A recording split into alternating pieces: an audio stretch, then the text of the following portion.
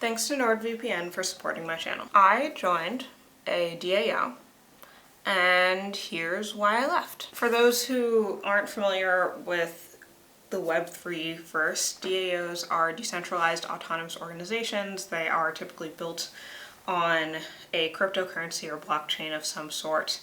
And the idea is that you buy in via a token and you are a part of a community. The money that you spent on that token goes to support the growth of that community. That token is similar to any sort of other cryptocurrency or stock in that the value of it rises and falls, and in theory, as more people are interested in it, as it gives more wealth and gives more back to the community, it continues to grow. And so you also, in addition to whatever gains you get from the community, you also get gains back from the token itself. I joined the Friends with Benefits community sometime back in 2021, and I was curious, essentially, about the Web3 movement. I thought it was interesting to me as someone who wasn't super into crypto in the first place, but was, especially during the pandemic, really interested in community and people who are interested in gathering around common ideals and values and topics. I was also looking to get into crypto and Web3 in ways that were just more than financial, because I could go to my brokerage account and invest in things, but I don't get community from that. And so one of the appeals for DAOs for me was just the idea of investing in something that also gave me access to a particular community at the same time. So I joined Friends with Benefits. I was there for probably 6 to 8 months, 8 to 10 months. I'd have to go back and check. I'll put it up on the screen. For the last couple months that I was in it, I wasn't particularly active. And when I left, I actually cashed out at a loss. So I sold my tokens for less than I bought them for. And so there are a couple of reasons why I left. One, from a purely financial perspective, was that it just wasn't worth it. I joined that DAO close to the peak of it. It fell from then. It didn't make a ton of financial sense if that was the goal for me to be there. Hi, Editing Jordan. Just wanted to hop in with a couple quick notes about this particular point. One, nothing I say here is financial advice. You should go to people who are actually qualified to give you financial advice for anything like that. Two, the fact that the valuation of the token went down is not something that I would normally see as a reason to sell, but because, as I discuss later, I wasn't getting any other value out of it, I was having increasing concerns about the environmentalist side of things, I didn't mind taking it at a loss. And I was also, three, using money that I didn't care about, which I also talk about later in this. The money that I used to do this was money that I was using to run an experiment. And so I went into it knowing that if I had to cash out at zero, that was totally fine. So I just wanted to throw that in there.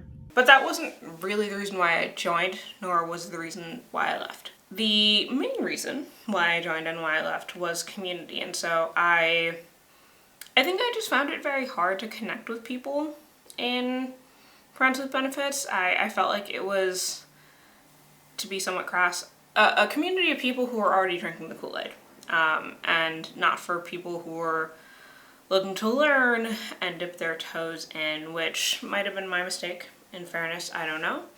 But it really didn't feel as welcoming as I thought it would be, and it, in a lot of ways, felt like if I was looking for community, there were ways to get access to it that weren't this. And I'll get into my broader concerns around like crypto and DAOs a little bit later in the video. I'll include chapters, I guess, down here if you want to see.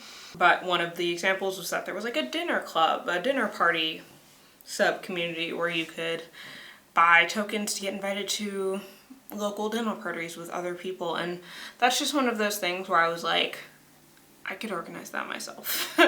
I could find a way to do that that doesn't involve cryptocurrency, that doesn't involve like potentially compromising my values, that doesn't involve like environmentalist concerns, and that has a higher likelihood of me having dinner or having a community of people that are actually a lot more aligned with my values and interests than I felt like this was. Now, having said that, I know that Friends with Benefits is a token that I bought using Ethereum.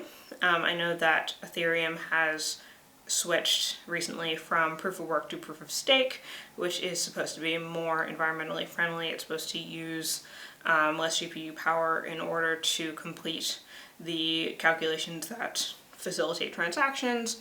So I'm, I guess, still interested in Web3 and kind of want to learn more, want to look at whether or not there are environmentally friendly options that make sense to invest in or partake in, whether it's an investment or not. I'm particularly concerned about the environmental aspects of it, so that's something that I worry a lot about, and it's been one of the main reasons why crypto is something that I really haven't gotten into. And then I think the other thing is that, at least for me as someone who invests money in other places, crypto is just super volatile. It's so volatile, and so because of that, it's something that I really don't recommend getting involved in with any money that you care about or need. In short, this was my way of kind of dipping my toes into the Web3 community. I'm still interested in following, I guess, the evolution of Web3 and crypto, because I think it's just been interesting to follow whether or not it turns out to be anything. And I would love to hear your thoughts. A lot of this video, in addition to being an experiment, was my way of getting your thoughts on like crypto and things that I should check out or things that I shouldn't check out. And so I'd love to hear what you think about this topic in the comments. I'll be down there to discuss. Thanks again to NordVPN for sponsoring this video. Joining stuff like a DAO is expensive, so I'm super thankful for the sponsors of this channel that support the work that I'm able to do, because I wouldn't be able to do these types of experiments otherwise. And as someone, especially in the last few months, who has spent a lot of time editing and uploading videos on the go, using NordVPN has made me feel safer and more secure about my extensive use of public airport Wi-Fi. NordVPN is an all-in-one solution for your online security needs that gives you privacy on the go, whether that be on your laptop, tablet, or smartphone. It's super easy to use, so you can connect in one click or enable auto-connect for zero-click protection. Plus, NordVPN has over 5,600 servers in 59 countries.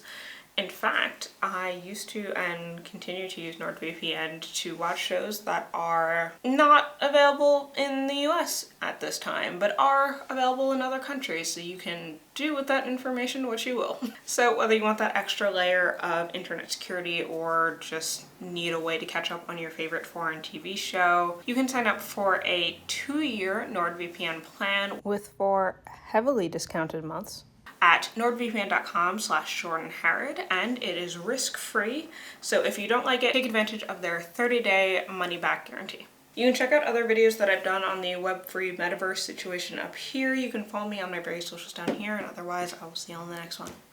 Bye.